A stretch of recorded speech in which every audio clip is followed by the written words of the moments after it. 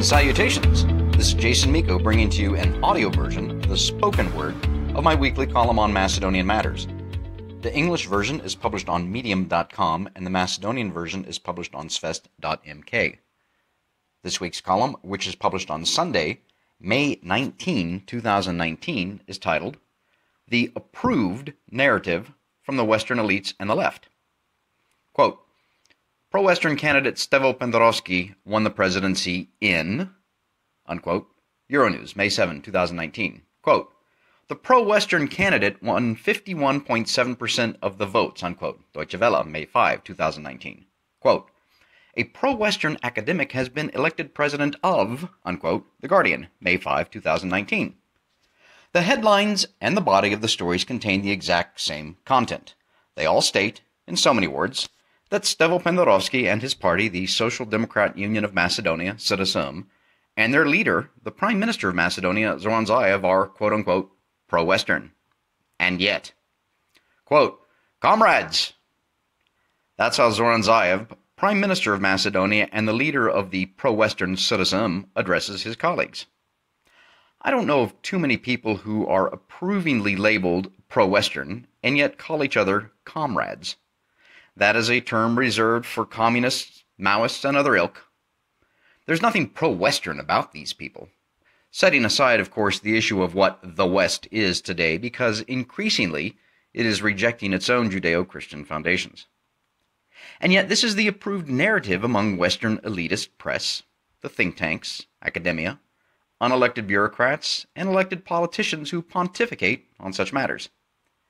Because the party led by Zoran Zaev, SDSM, states that it wants to see Macedonia in NATO and the EU, these people label SDSM as pro-Western.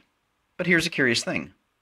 The current opposition party, Svest.mk, also has as part of its party platform, and since its formation, support for Macedonia in NATO and the EU. And yet, how do those who follow the approved narrative label Svest.mk? To varying degrees, quote-unquote far-right, quote-unquote far-right nationalist, and my new favorite, quote-unquote Macedonian radical nationalist, this last coming from the so-called European Leadership Network, funded in part by NATO. You can read about their other donors at the link in the column. Who are these people that read off of the same approved narrative and peddle the same story about pro-Western comrades and Macedonian radical nationalists, the latter being Macedonians who simply wish to keep their name, their identity, their history, their culture, their heritage, and their dignity? Here are the names of some of these peoples. Academics and think tankers like Florian Bieber, James Kerr-Lindsay, Daniel Serwer, Dimitar Bechev, Yasmin Muvanovic, journalist Valerie Hopkins, and Sinisha Yakov Murusic, and many more.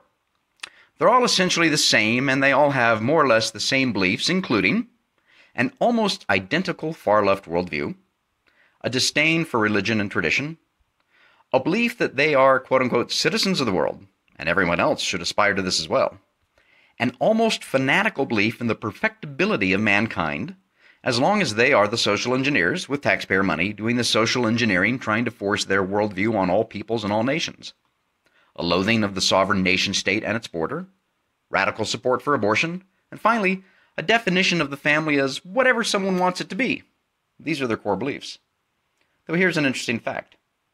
Valerie Hopkins once told me in an email exchange because I challenged her on it, stating, quote, I wouldn't describe my worldview as far left, unquote. Which is true from her point of view. Her beliefs to her are mainstream. And yet that is a part of the problem with people like her. They all live in a bubble. They all talk to each other and no one else. They attend the same conferences and parties. They read each other's policy papers, news articles, and blogs. It's no wonder that they think they are mainstream because they live in a world in which they sit around in a circle furiously stroking each other's egos. If you want to know their true views, go and spend 3 minutes looking at their tweets and retweets. Or read what they write. Valerie Hopkins writing in the Financial Times recently about Hungarian Prime Minister Viktor Orban's recent visit to Washington, D.C., quote, visit by far-right Prime Minister raises concern in Congress, unquote. Or see what conferences they attend and who speaks at them. It's the same group repeating the same tired phrases, never bothering to invite anyone from the other side to actually make their little confabs interesting or even informative. These are the same people and groups who constantly mention the 2017 incident in Parliament and talk and write about how, quote-unquote, Macedonian nationalists attempted to bring down the government. They bring it up every chance they get. And yet they never bring up the fact that Ali Ahmeti, who is the leader of the Albanian minority party DUI in Macedonia, started out life as a Marxist, then became a quote-unquote murderous thug in 2001, according to then NATO Secretary General George Robertson, and then told David Binder in Newsweek on March 22, 2001, quote, "Our aim is solely to remove Slav forces from territory which is historically Albanian," unquote. Or that his uncle, Fesli Veliu, then a member of parliament from DUI and a founding ideologue of the NLA and DUI, stated on August 13, 2004, in Radusha, Macedonia, quote, "NLA's vision has begun with Kosovo and will end with the Albanians' unification in the future Greater Albania, which includes Macedonia, Albania, Kosovo, and Eastern Kosovo. The manifestation in Radusha should celebrate a new victory of the Albanians' unification next year," unquote. They never bring this up. Why? Because it is not a part of their approved narrative, their agenda. I think the number one thing that most Macedonians despise about these people, despise is not too harsh a word here, is the arrogance, the hubris of these elites who look down on the Macedonians, who tell them in so many words that they are backwards, provincial, clinging bitterly to their identity, heritage, culture, and history, essentially awful, deplorable people. And this is what most of these elites actually believe, because most of these elites have never actually sat down and talked with a Macedonian from Berovo, Štip, Gostivar, or anywhere else in Macedonia. Most of these elites have never traveled through Macedonia, and some have never set foot in Macedonia. So what to do about this problem? Expose them. Tell the world about their agenda, their bias, and their lies. And then redouble our efforts to tell the world the truth, that the vast majority of Macedonians simply want to keep their name, Macedonia, along with their faith, history, culture, heritage, language, dignity, and everything else that makes Macedonians unique in the world. And that Macedonians will continue fighting this battle, because that is the truth. I leave you with two thoughts. Number one, there are more good things in this life than you can possibly imagine.